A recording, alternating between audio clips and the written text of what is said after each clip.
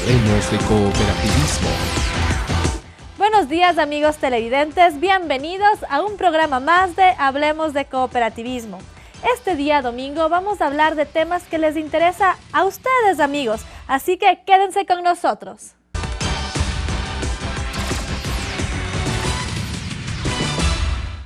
A continuación, Rodrigo Vázquez va a continuar enseñándonos acerca del balance social.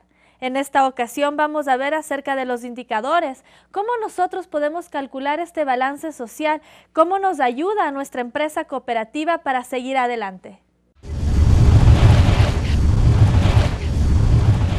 Buenos días. Estamos iniciando una reflexión sobre los principios cooperativos como uno de los elementos para medir el balance social de la cooperativa.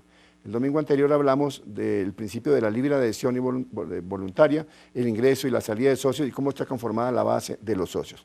Hoy vamos a hablar del segundo principio, que es la gestión democrática por parte de los socios. El principio definido por la Alianza Cooperativa dice: las cooperativas son organizaciones gestionadas democráticamente por los socios, los cuales participan activamente en la fijación de sus políticas y en la toma de decisiones. Los hombres y mujeres elegidos para representar y gestionar las cooperativas son responsables ante los socios. En las cooperativas de primer grado, los socios tienen iguales derechos de voto, un socio un voto, y en las cooperativas de otros grados están también organizadas en forma democrática. Esto confirma la reflexión que hicimos el domingo anterior sobre el primer principio de la participación democrática de los socios. ¿Cuáles son los indicadores que nos servirían para medir si la cooperativa realmente hay una participación democrática? Por ejemplo, asistencia de los socios a la Asamblea General, en el caso de las cooperativas abiertas, en donde todavía no hay Asamblea de Representantes, el número de socios que participan, que vienen a las asambleas, qué porcentaje del 100% de los socios acuden a las convocatorias que les realiza la cooperativa. Ese es un indicador sobre realmente si los socios están participando en la gestión de la cooperativa. Cuando la cooperativa hace elecciones de representantes para elegir los representantes, ¿cuál es el porcentaje de concurrencia de los socios a las votaciones para esa elección? Y me abriga la sospecha de que en muchas cooperativas es mínimo el porcentaje de socios que realmente acuden a elegir su representante. Y hay realmente espacios para que los socios elijan con conciencia cuál va a ser su delegado, va a ser su representante, cómo se elabora ese padrón electoral de tal manera que los socios realmente conozcan a las personas a las cuales ellos pueden elegir. Me parece que hay un desfase tremendo en las cooperativas, se elaboran grandes listados y los socios acuden sin tener mayor información, sin tener mayor conocimiento de cuáles son las personas por las cuales hay que elegirse. Debería haber una preselección, una inscripción de candidatos en los cuales los socios puedan identificarlos, puedan saber por cuál de ellos van a elaborar su voto. Igualmente, cuando se eligen los representantes, ¿cuál es el porcentaje de asistencia de delegados a la Asamblea General? Ya elegidos los representantes, ¿cuántos de ellos concurren realmente? ¿Qué porcentaje de asistencia, qué porcentaje de interés encontramos en la participación de estos delegados en la Asamblea de la cooperativa? En la legislación cooperativa se habla también del tema de género. La presencia de mujeres como delegados, ¿será el 50% de los delegados elegidos mujeres? La equidad de género en la integración de los directorios, cómo está conformado el Consejo de Administración y si realmente hay participación para las mujeres para que haya una equidad de género. Y posteriormente el porcentaje de concurrencia de los consejeros a las sesiones. Tenemos un Consejo de Administración compuesto de 5 personas, de 7 personas, de 9 personas, y mirando las actas podemos medir el porcentaje de asistencia de ellos a las reuniones. ¿Qué porcentaje de ellos realmente participa, realmente acude a cumplir con sus deberes como directivo de la cooperativa? El mismo concepto para el Consejo de Vigilancia. ¿Cuál es realmente? Se reúne periódicamente el Consejo de Vigilancia con la periodicidad que establece la ley, que establece el estatuto de la cooperativa. Igualmente la celebración de asambleas generales de acuerdo a los estatutos. Se convocan las asambleas en los periodos que está establecido, una vez al año o semestral, en el caso de ellos, en donde realmente se vea que hay la participación en la cooperativa, la frecuencia de la reunión de los consejos de administración, las decisiones que toma el consejo de administración, los temas que aboca el consejo de administración, ¿son realmente los temas importantes para la cooperativa? O estas decisiones se toman desde un pequeño grupo, de un pequeño círculo de poder, que es el que toma las decisiones y a veces el consejo simplemente es un nivel consultivo en el cual simplemente como un requisito hacer un acta para que figure ante la superintendencia que realmente la cooperativa está siendo gestionada por sus propios socios. La celebración de las sesiones del consejo de vigilancia, el presupuesto para la información a socios, empleados, comunidad en general. Porque para que haya democracia debe haber información. Si no hay información, si no se difunden los balances, la información general de la cooperativa para que los socios la conozcan, pues no podemos hablar propiamente de una democracia. El próximo domingo continuaremos con el tercer principio. Buenos días. En el video que les vamos a presentar, amigos, vamos a ver cómo el cooperativismo nos puede ayudar a alcanzar nuestros sueños. Todos nosotros tenemos muchas metas, muchos objetivos por alcanzar en nuestra vida personal y también en nuestro trabajo. Vamos a ver en este video cómo, cooperando entre compañeros de trabajo, entre amigos, entre familiares, nosotros podemos alcanzar nuestros sueños.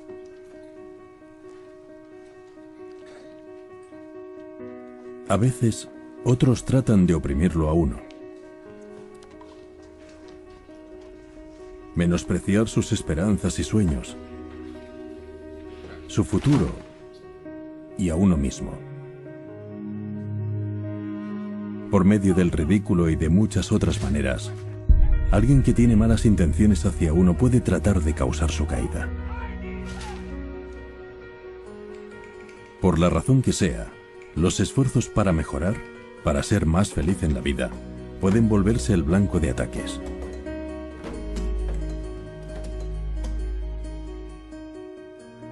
Algunas veces es necesario manejar esto directamente.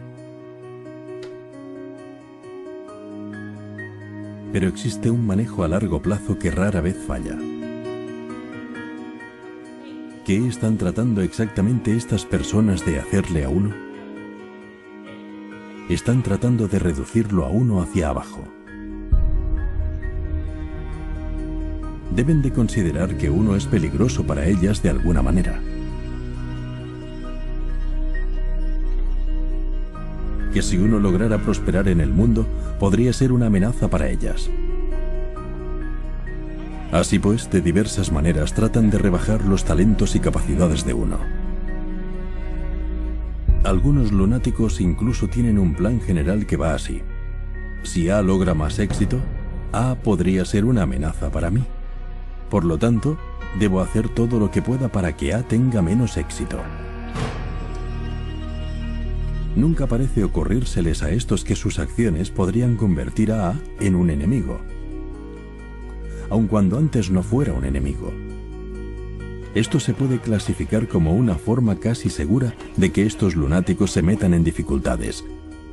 Algunos hacen esto solo por prejuicios o porque no les cae bien alguien. Pero como quiera que se intente, el verdadero objetivo de estos es hacer que su blanco disminuya y fracase en la vida. El verdadero manejo de esa situación y esa gente, la verdadera manera de vencerlos, es florecer y prosperar.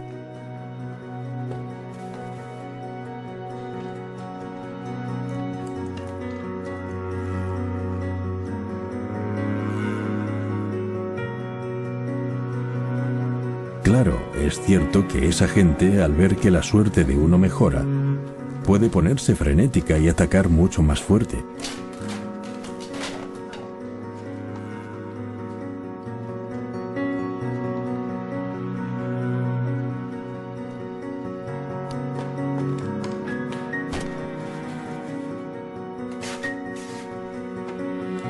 Lo que hay que hacer es manejarlo si uno tiene que hacerlo, pero no cejes en florecer y prosperar, pues eso es lo que esa gente quiere que hagas.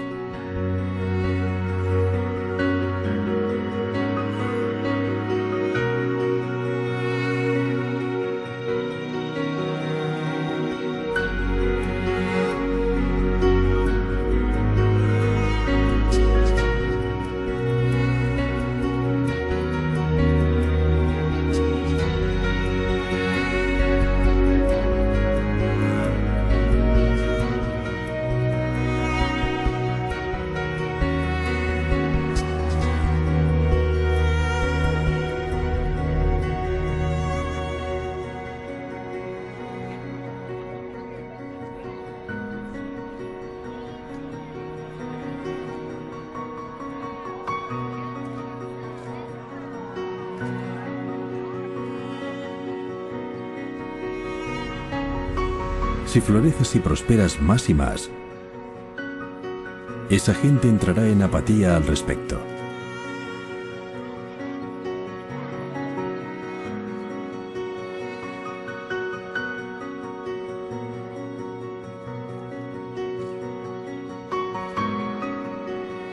Puede que desista por completo.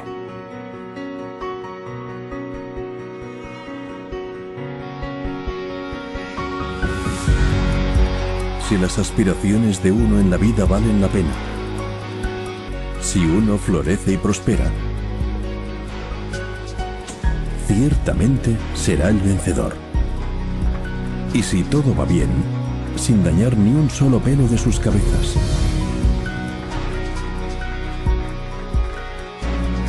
Y ese es mi deseo para ti. Florece y prospera.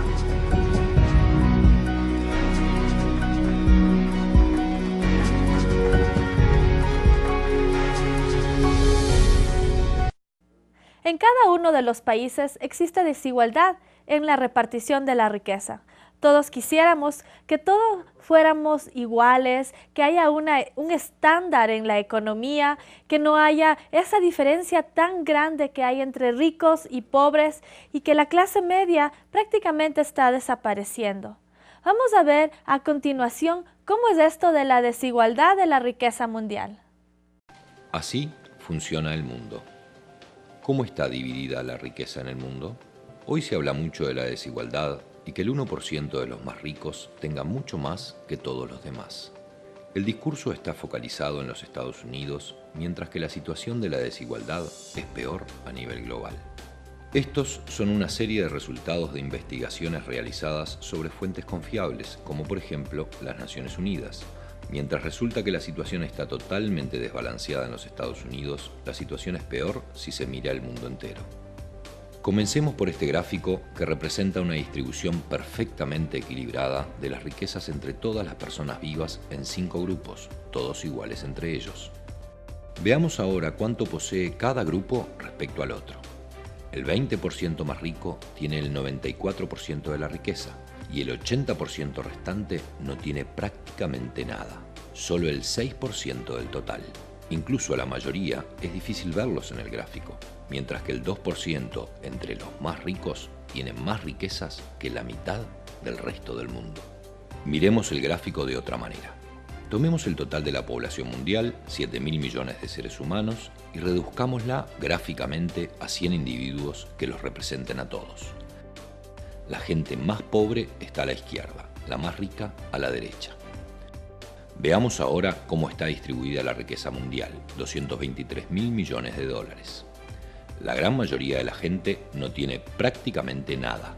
Nada para pagar la educación propia y de sus hijos, o para pagar su salud y medicinas esenciales. Mientras que el 1% de la población, los más ricos, acumularon el 43% de la riqueza mundial. En la base, el 80% de la población disponen del 6% del total para distribuirse entre ellos. Pero ni siquiera eso muestra a los extremos que ha llegado la situación. Las 300 personas más ricas del planeta tienen la misma riqueza que 3.000 millones de personas más pobres de la Tierra. En otras palabras, un grupo de personas que caben dentro de un avión de medianas dimensiones posee más riquezas que la población entera de la India, China, Estados Unidos y Brasil, todos juntos.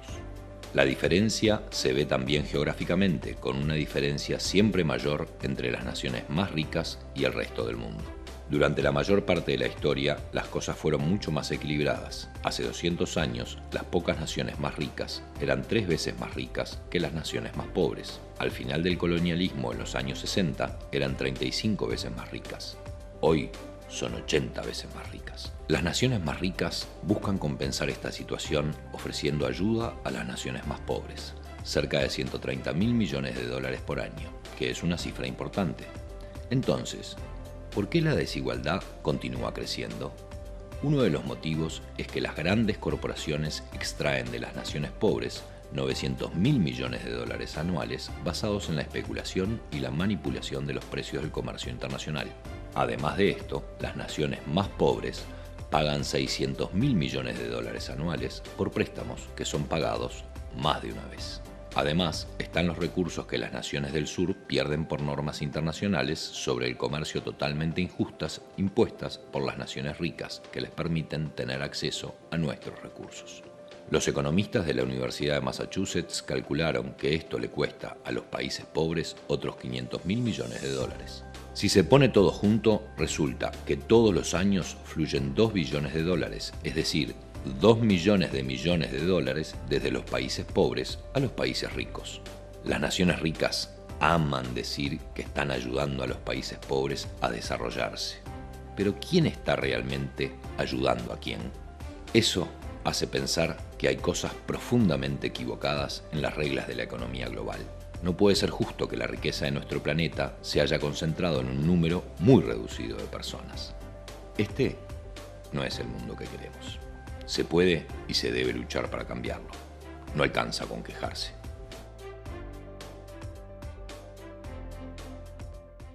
Es importante conocer de qué se trata el lavado de activos, de qué se trata el lavado de dinero, cómo nosotros podemos defender a nuestras organizaciones cooperativas de este lavado de activos. A continuación, vamos a comprender un poco más acerca del lavado de dinero.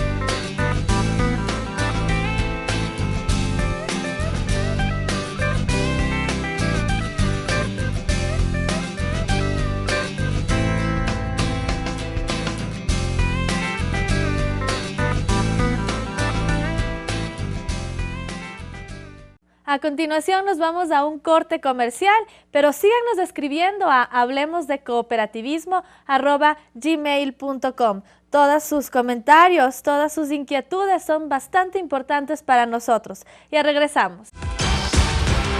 Hablemos de cooperativismo.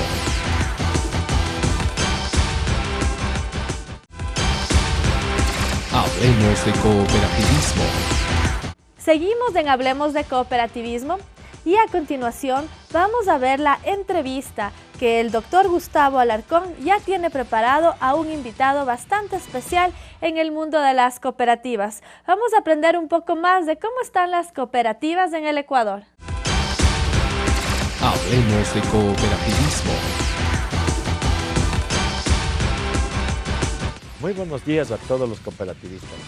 Para este domingo hemos invitado a Fabián Cando, quien es un cooperativista formado en las bases, es de profesión, abogado, tiene y está dirigiendo una gran red, la red de Equinoccio en Pichincha, pero sobre todo queremos hablar con él sobre el cooperativismo, sobre la integración del cooperativismo, cómo le ve al cooperativismo tanto en la provincia de Pichincha como a nivel nacional.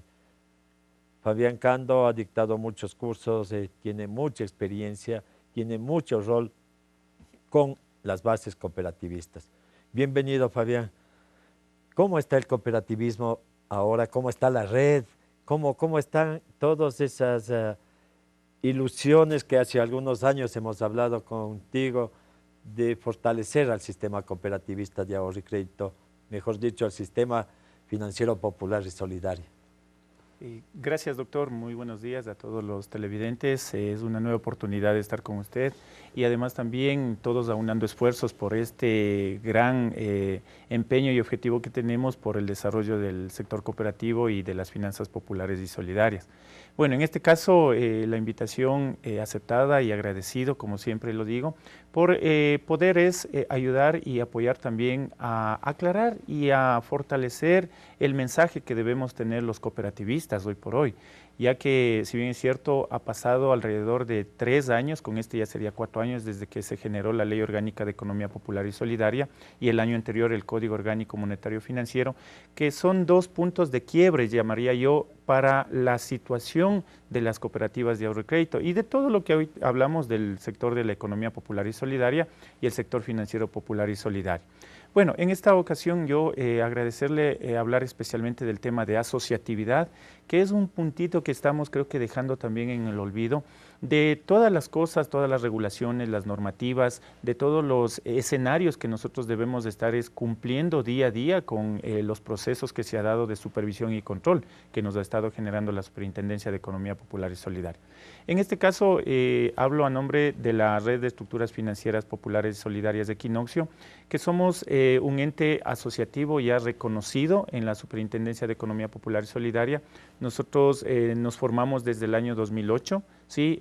Tuvimos el acuerdo ministerial en el MIPRO y posteriormente también con el cambio que se dio a todo el sector cooperativo, nosotros somos un ente de representación, como nos define la Ley Orgánica de Economía Popular y Solidaria, y tuvimos también que hacer la adecuación de estatutos y el registro en la superintendencia. Entonces nos preciamos de ser la primera red de finanzas populares en el Ecuador que se ha registrado en el mes de mayo, nos dieron ya la aprobación en la Superintendencia de Economía Popular y Solidaria.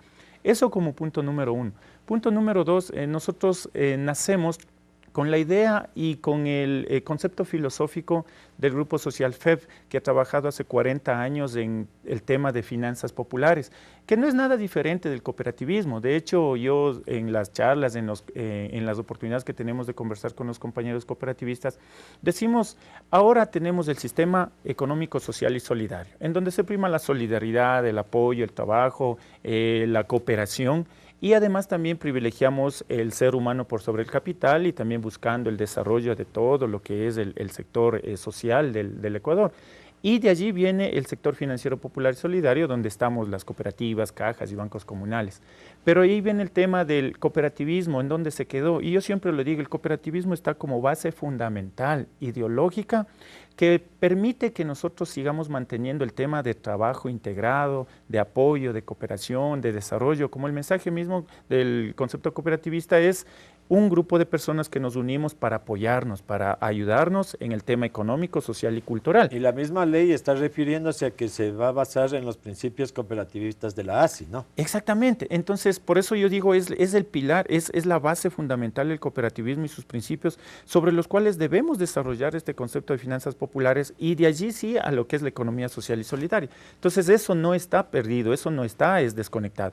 El problema es que nosotros como cooperativistas estamos viendo el enfoque de que ahora tenemos que estar regulados y que debemos controlar bien la cooperativa de acuerdo a los temas financieros, que ahora tenemos que ver riesgos, que ahora tenemos que ver lavado de activos, que ahora tenemos que ver marketing, tenemos que ver talento humano. Ojo, que no es que antes no lo hacíamos. De hecho, el gerente era casi el administrador general de todo y era el que hacía todas esas funciones. De acuerdo estamos en que sí, esos procesos tienen que darse y tienen que implementarse en las cooperativas, pero debemos irlo haciendo paulatinamente porque eso nos permite a nosotros fortalecer la organización, fortalecer la institución, pero de base es ¿cuál la finalidad? Para que la institución crezca, para que la institución tenga más dinero, más recursos. Ahí sería la pregunta, no la incógnita. ¿Y dónde está el tema de desarrollo social, de desarrollo local, de desarrollo rural? Que es el que nosotros como red y como lo decía bajo los principios que anteriormente nos ha generado a nosotros como cooperativismo, es desarrollo de lo rural, desarrollo de lo local, sí, de los campos hacia las ciudades y no de la ciudad hacia los campos. Sí, porque nosotros también nos estamos dando cuenta que las cooperativas tienen bastante injerencia en el sector rural, en el sector de desarrollo del campo, y de allí se han trasladado a las grandes ciudades, claro. ¿Sí? A tener ahí más generación de recursos, más generación de dinero y de ingresos, pero no han sido a veces revertidos al mismo sector, que ahí es la zona rural. Territorialidad que nos da ahora la nueva disposición. Así es, que nos da el Código Orgánico Monetario. Entonces, eso sí es un punto que nosotros debemos analizar, ¿no? O sea, replantearnos de decir muy bien, nosotros tenemos los principios cooperativistas y de allí debemos partir. Una cosa, Fabián, estábamos hablando de la asociatividad entre cooperativas, estamos hablando de los principios cooperativos y que tenemos que desarrollar esta filosofía. Pero ahí vamos el problema. Acaba de decir que esta asociabilidad está un poco medio dispersa, las cooperativas preocupadas por el sector económico, cumplir con la superintendencia, cumplir con las regulaciones, pero ¿acaso la asociatividad también no es un principio cooperativo? Sí, de hecho es el sexto principio que dice cooperación entre cooperativas, sí, y estamos fallando. Y por ende también, gracias a la invitación que quería referirme a eso, todos estos procesos que nos están generando de rendición de cuentas, de presentación de información, las famosas estructuras, ya recientemente pasaron el proceso, las cooperativas, no el proceso, sino la capacitación, que ya va a tocar subir las estructuras de crédito, etcétera, etcétera. Entonces las cooperativas, en vez de abrirse, es decir, abrirse a los compañeros, decir, mira, ¿cómo estamos haciendo? ¿Cómo estamos trabajando? Busquemos integrarnos para ver si es que juntos podemos ayudarnos. No, yo tengo que encerrarme primero casa adentro, ver cómo yo soluciono y cometer mis propios errores y de pronto si es que va bien o va mal, de pronto podemos salir. Y otros que por el miedo, ojo, de no infringir la norma, se quedan aislados. Entonces yo lo que he dicho, empieza a cundir una especie de pánico, de temor, decir, ahora si subo o no subo, y esto cómo lo hago, ¿quién me ayuda? Busco por todos los mecanismos, cumplir esa normativa.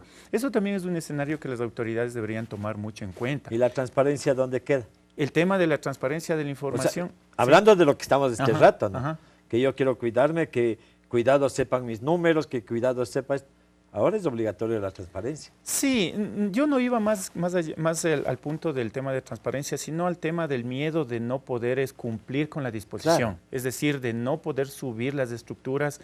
Hay algunas cooperativas, por ejemplo, en la red que nos han llamado, mira, ya tenemos desarrollado esto, pero el sistema tenemos que cambiar. Ya subo los balances, pero me rebota. O sea, y ahí viene el temor. O sea, el temor es de la interacción que no se puede generar entre el órgano de control con las cooperativas. Ojo, que no es obligación, pero que sí es un punto importante de gestión. Nosotros tenemos que entender que el sistema financiero popular y solidario es un solo integrador, ¿no? Entre cooperativas como actores, entre el organismo de supervisión que es la superintendencia y entre los organismos que son de autoridad, como sería en este caso la Junta Orgánica Monetaria. Tiene que haber esa conexión y estar estructurados, alineados en una sola base para poder desarrollar este sector. La misma ley dice, Constitución de la República manda que el sistema es económico, social y solidario y tiene que potencializarse el desarrollo. Entonces, allí es de pronto donde estamos fallando. El otro elemento que hablábamos de asociatividad, sí ha permitido que muchas cooperativas se estén aislando. En vez de integrarnos, nos estamos aislando. Pero bueno, sí soy optimista en decir que en estos últimos meses, ¿sí? Y el año anterior ya en finales, las cooperativas han entendido que juntas podemos salir. O sea, que estando solas nos vamos de pronto a quedar, nos vamos de pronto a cometer muchos errores, vamos a tener de pronto sanciones, que algunas ya las han tenido, pero que necesitamos es que alguien nos ayude. Y aquí nosotros, bueno, como red, como ente de integración, nosotros lo que motivamos es a que primero se interrelacionen, se interconecten, porque ahí viene un principio importante. Las organizaciones tienen que hacerse redes de amigos, es decir, si yo tengo confianza con el compañero me dice qué le ha pasado, inclusive me sugiere, me dice, mira, este fue el error que yo cometí, esto no lo hagas, o sabes que esta gestión me permitió a mí tener éxito y a ti te puede tener, pero eso se hace en un escenario en donde usted brinde esas facilidades para que puedan interactuar. Y lo otro, ¿cuándo hacemos asociatividades? Cuando estamos trabajando integrados. Es decir, se nos ha hablado también con CONAFIPS de que hay alrededor de 500 millones de dólares que está depositada en las cooperativas en la banca. Y estamos diciendo, bueno, ¿qué pasa? Porque ese dinero no está transaccionándose entre las cooperativas de ahorro y crédito. Nosotros estamos buscando recursos en otro lado y allí no tenemos. Entonces, el tema es eso. ¿Por qué no hacemos nosotros las colocaciones que se está hablando? Desde luego con todos los principios de cobertura, con todo el principio de garantía también y de solidez de las instituciones, y podamos, la liquidez que tiene una cooperativa, facilitarle a otra cooperativa. Eso sería el proceso de trabajar en red. Y el otro elemento también es la transaccionabilidad. ¿Qué pasa? El socio que tiene solamente en la cooperativa, que tiene una agencia o dos agencias, no puede transaccionar porque necesita su dinero en disponibilidad. Entonces, si somos un ente asociativo, una red, debemos tener la posibilidad de que el socio pueda acceder a transaccionar en todas las instituciones. Las cajas comunes que se había planteado hace muchos años. Yo diría más que las cajas comunes porque también es un proceso legal, claro, y usted sabe, debemos cumplir requisitos, debemos hacer el proceso previo, pero sí podemos transaccionar en acuerdos con las cooperativas. Le comento una experiencia para dar cavidad a eso de lo que exactamente. Sí, le decía hay que le comento tener experiencia, cómo compartir las cajas entre una, dos cooperativas. Exactamente. Y lo más importante, al socio, inclusive es algo que no se analiza, al socio, puertas afuera, casi no le interesa ni usted adentro qué tiene que hacer para brindarle un buen servicio. Sí, algo paradójico, ¿no? El socio es el dueño de la cooperativa, el socio es no se piensa en el servicio que se le da. Exactamente, sí. Entonces el socio es, de pronto tienen que darme mis recursos, mi crédito, mi dinero, yo pongo una póliza y listo, y siga funcionando. Pero casa adentro, la cooperativa tiene que hacer miles y miles de procesos y decisiones para poderle dar ese buen servicio. Y entonces ahí es donde viene el punto de decir, bueno, también tenemos que hacer conciencia e interrelación e interacción, que todos somos un solo sistema, de que todos estamos unidos en este proceso de la economía popular solidaria y de las finanzas populares para desarrollar el país. Fabián, con la experiencia que tiene, ¿por qué será que no nos unimos? A veces las cooperativas para unirse dicen, ¿qué me da? ¿Qué me da esa asociación? ¿Qué me da ese grupo? ¿Qué me da? A ver, yo voy a ir, pero ¿qué recibo a favor? Es como que hace un favor la cooperativa entrar a una red, a una unión. ¿Cómo podemos sintonizarle eso? Ya. Porque eso es lo primero que pide. Así es. Si es que no me dan crédito, ¿para qué? Yo no me asocio, sigo solito. Así es. Así es. ¿Qué es lo que sucede? ¿Será nuestra idiosincrasia? ¿Qué ha podido usted verle en todos estos años de experiencia? Mi doctor, usted lo dijo, de pronto también es un elemento identificable de la cultura ecuatoriana, el tema de decir, bueno, primero, ¿qué me das para ver yo qué aporto? Pero aquí en la red sí puedo preciarme de decir que hemos dado un viraje de 180 grados a este concepto. Y le comento porque siempre es importante decirlo con hechos reales. Pero sufrieron también eso. Así es. Sí, desde luego. Cuando nosotros nos iniciamos, le comento, iniciamos alrededor de 25 cooperativas, pero quienes formaron la red fueron alrededor de 15. Entonces se fueron quedando en el camino y viendo decir, bueno, como aquí no tengo, beneficios, ¿qué es lo que me van a dar? Recursos, dinero, no tienen, entonces, bueno, gracias, yo sigo buscando por el lado. Pero en todo el proceso del antecedente que le digo de la red, nosotros hemos cambiado un elemento importantísimo, que es la concientización. ¿Qué es este punto de concientización? Hacerles entender a los compañeros cooperativistas que somos eso, somos un ente cooperativo de integración. En una cooperativa tú primero tienes que ver qué estás dispuesto a dar para después recibir. Eso número uno. Número dos, nosotros no hemos forzado ni hemos exigido que se integren, porque ahí es donde viene el problema. Si es que quieres un beneficio, tienes que primero hacerte socio. Que si tú quieres hacer esto, tienes que primero ser socio.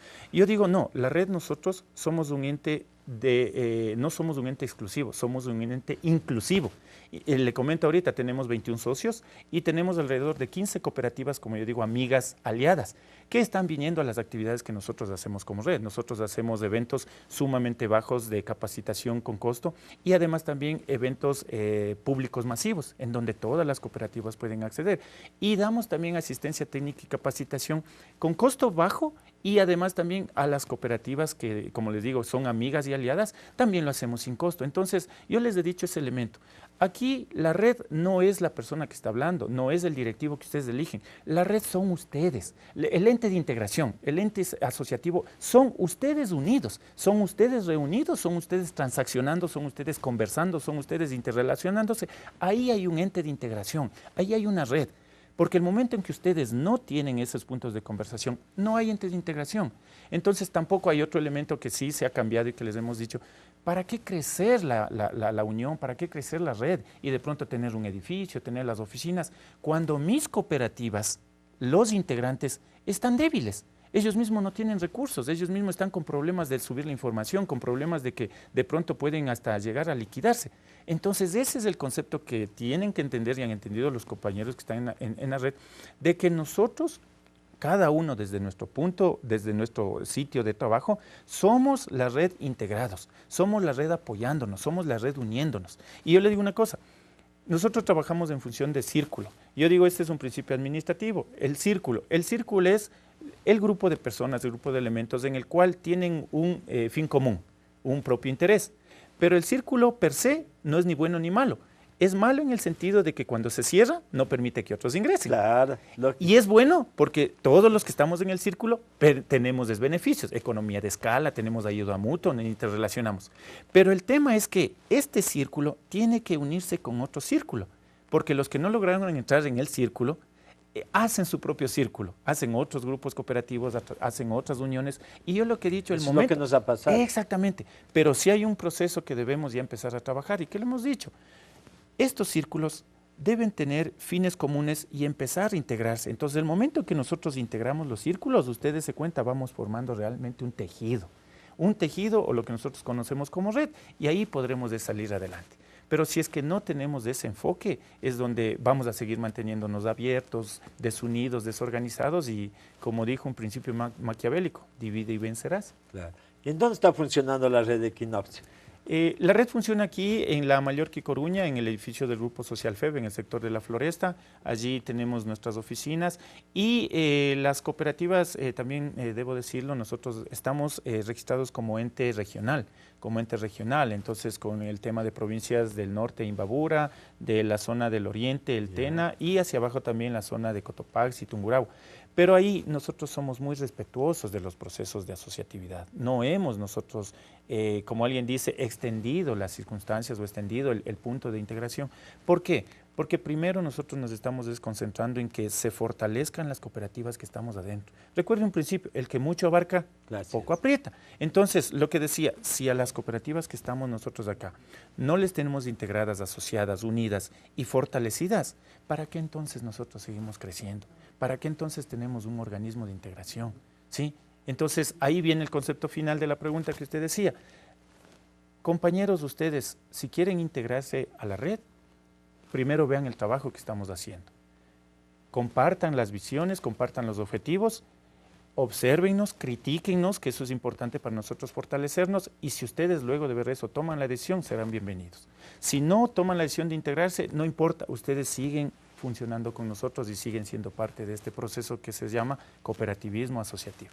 Una pregunta, ¿cuántas cooperativas hay en Pichincha o en Quito aproximadamente? Verá, realmente no hemos hecho el análisis porque tendríamos que ver cuáles tienen su origen en Quito. Eso también es bien complicado. Claro, es decir, su matriz, llamémosle así, o en su estructura, donde fueron fundadas.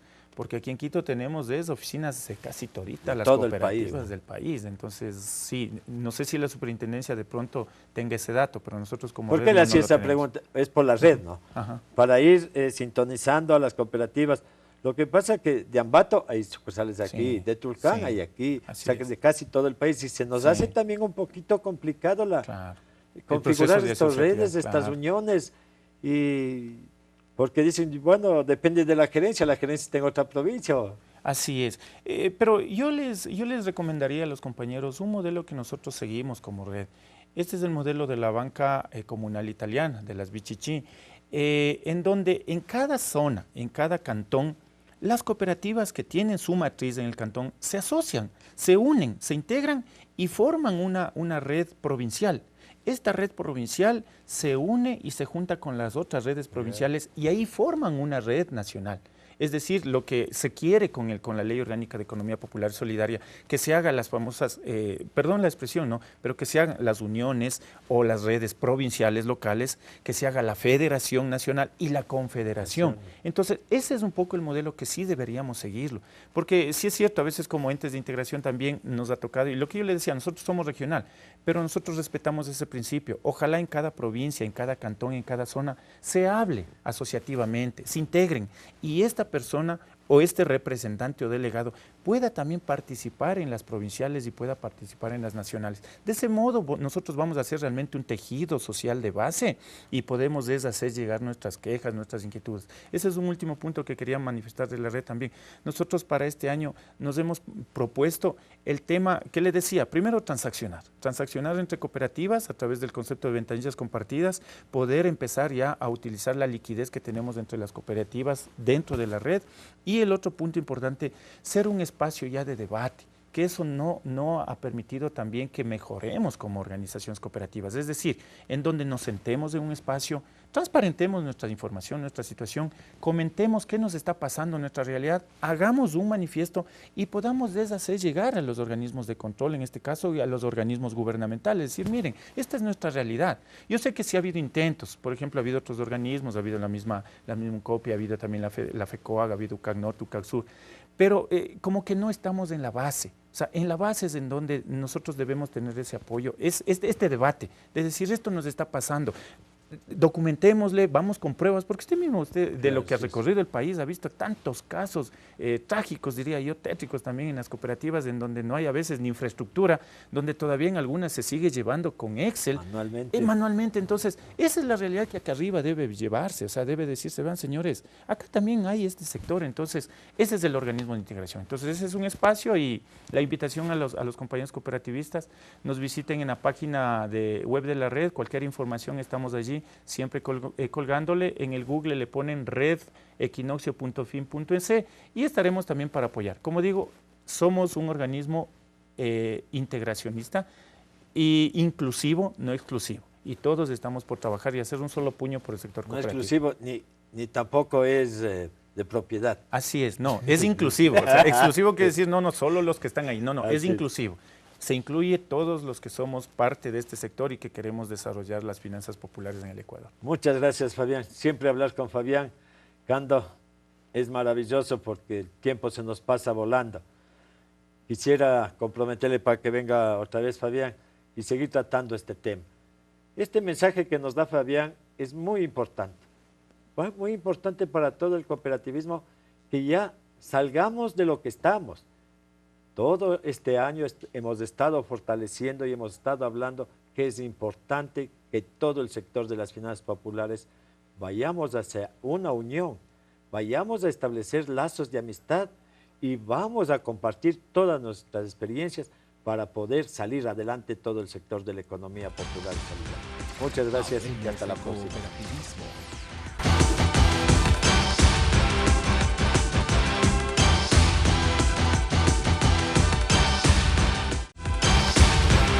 Hablemos de cooperativismo.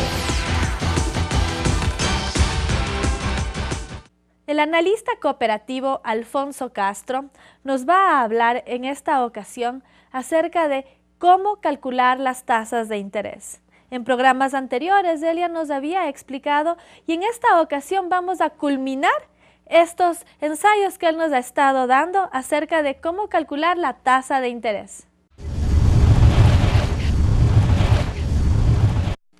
Muy buenos días, qué gusto saludar con ustedes.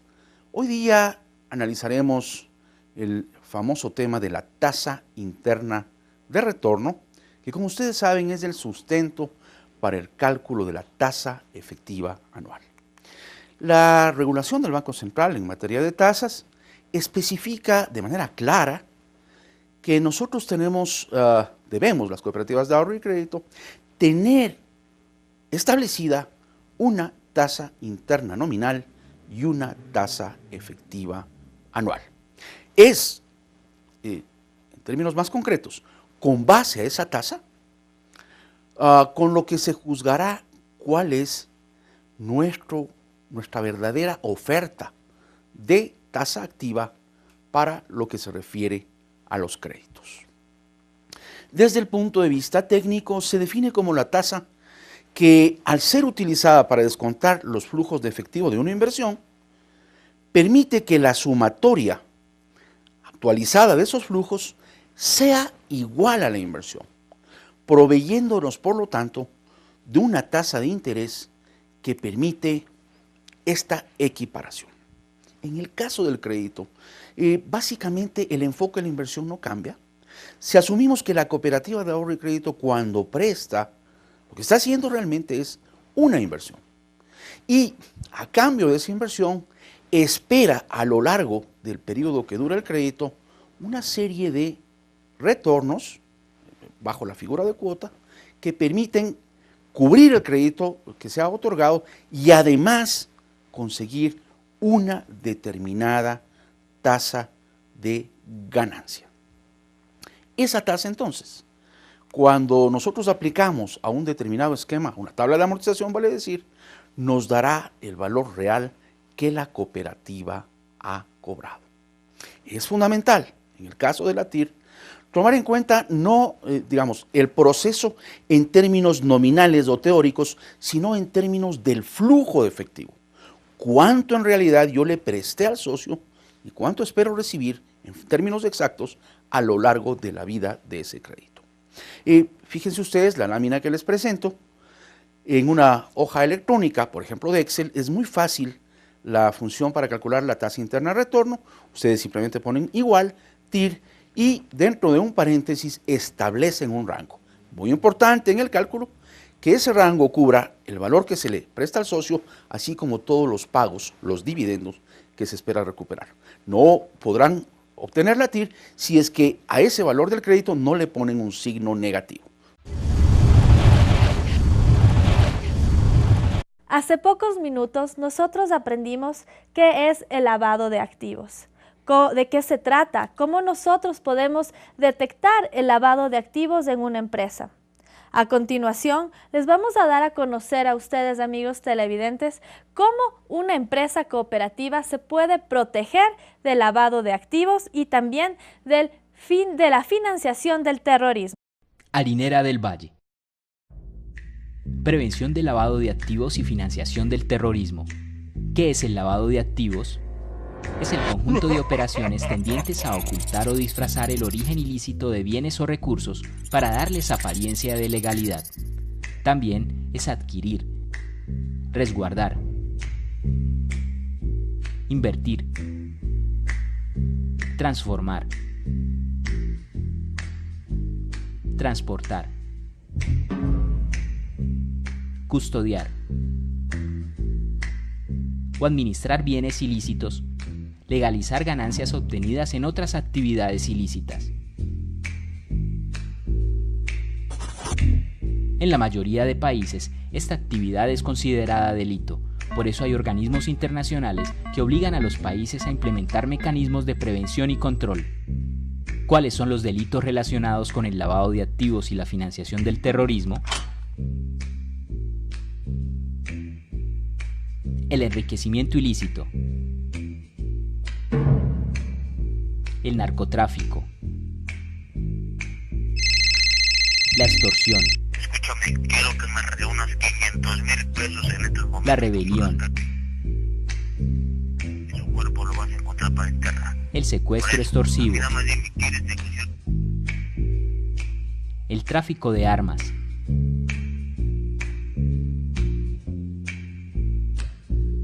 el delito contra la administración pública y contra el sistema financiero. También son delitos el concierto para delinquir, el tráfico de emigrantes, la trata de personas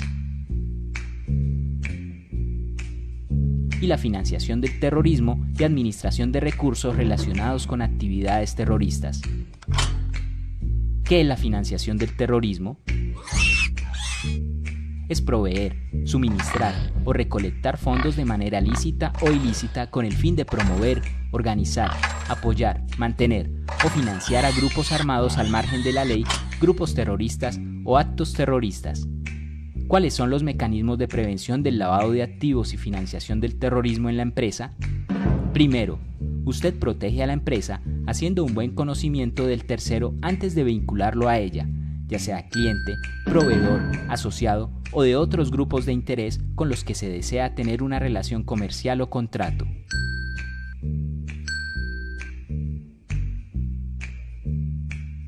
Para que realice un buen conocimiento del tercero, debe saber, entre otros, quién es.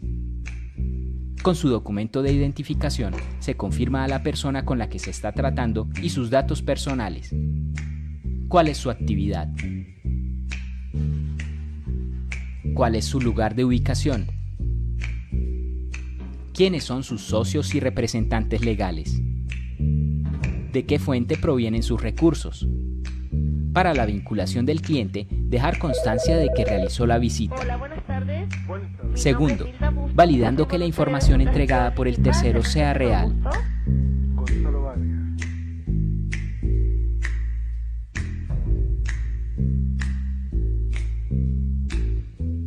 Tercero, verificando y dejando evidencia que el tercero no se encuentra vinculado con delitos relacionados con el lavado de activos y financiación del terrorismo.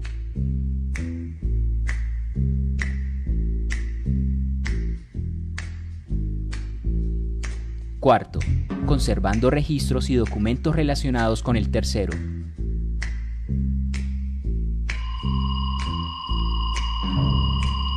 Quinto, monitorear y hacer seguimiento al tercero y las operaciones que realice con el cliente, con el fin de evitar o detectar situaciones de riesgo para la empresa. Identificar las señales de alerta. Identificadas las señales de alerta, se analizan y se determina el procedimiento a seguir. Se vincula o no el tercero, se bloquea al tercero o se reporta operación sospechosa. Confidencialidad de la información. La información suministrada por el tercero y la que resulte a partir de la aplicación de los mecanismos de prevención y control es información confidencial. Por lo tanto, las personas que manejan la información tienen la obligación de darle dicho tratamiento. ¿Cuáles son los riesgos de no realizar las actividades de prevención del lavado de activos y financiación del terrorismo? Riesgo reputacional. Es la posibilidad de pérdida en que incurre una entidad por desprestigio, mala imagen, publicidad negativa, cierta o no, respecto de la institución y sus prácticas de negocios, que cause pérdida de cliente, disminución de ingresos o procesos judiciales, desaparición de la empresa por desconfianza de su público de interés. Riesgo legal. Es la posibilidad de pérdida en que incurre una entidad al ser sancionada, multada u obligada a indemnizar daños como resultado de la relación con un tercero incurso en estos delitos. La prevención del lavado de activos y financiación del terrorismo es un compromiso de todos, para el bienestar de Harinera, de nosotros y nuestra familia. Por eso, debemos realizar la debida diligencia en la aplicación de los procesos de harinera del valle, para evitar que sea utilizada como instrumento en actividades ilícitas. Vamos a conocer cómo nos encontramos en el ámbito local. El gerente general del Banco Central, Mateo Villalba, anunció que la economía del país creció en 3.8% en el 2014, es decir, 3 veces más que el de los últimos años. Vamos a conocer esto a continuación. En términos de contribución, es decir, cuáles son los sectores que más contribuyeron a lograr esa tasa de 3.8 en la economía, ¿sí? Tenemos petróleo y minas. Recordemos que estas cifras son cifras en términos reales, es decir, en precios constantes. Lo que vemos aquí, por ende, son variaciones en cantidad, no están afectadas por variaciones nominales en los precios. Si bien al final del año los precios del petróleo cayeron significativamente, los niveles de producción petrolera en el año 2014 fueron muy altos e importantes. Por eso, Petróleo y Minas tuvo una variación, una contribución muy positiva de 0.81. Luego están las actividades, luego está la construcción, también como una actividad muy dinámica de la economía, las actividades profesionales, técnicas y administrativas, está el comercio, la manufactura, entre otros. Gracias, queridos amigos, por habernos acompañado en su programa de Hablemos de Cooperativismo. Me encantan todos los correos electrónicos que ustedes nos envían con preguntas del cooperativismo ecuatoriano. También nos preguntan ustedes cómo pueden participar aquí en la entrevista con el doctor Gustavo Alarcón. Así que, por favor, escríbanos a hablemosdecooperativismo@gmail.com. Yo soy Mari Carmen Alarcón y nos vemos el próximo domingo. Hablemos de cooperativismo.